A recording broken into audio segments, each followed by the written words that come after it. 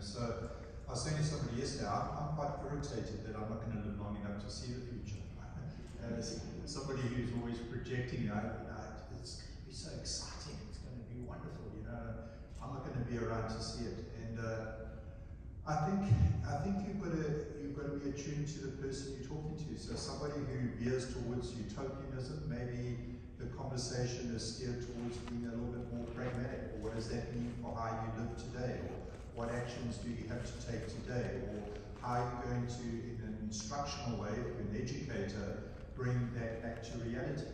For somebody on the other end of the spectrum who's caught up in the weeds and the tall grass, maybe the educator's role, if we're talking to educators, is to help them lift their heads up and see the possibilities. And a great question that futurists always ask is, what if?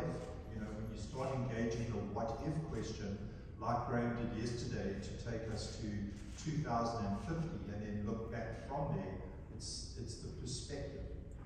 You and I were talking earlier about your privilege of having interacted with so many of the men who walked on the moon.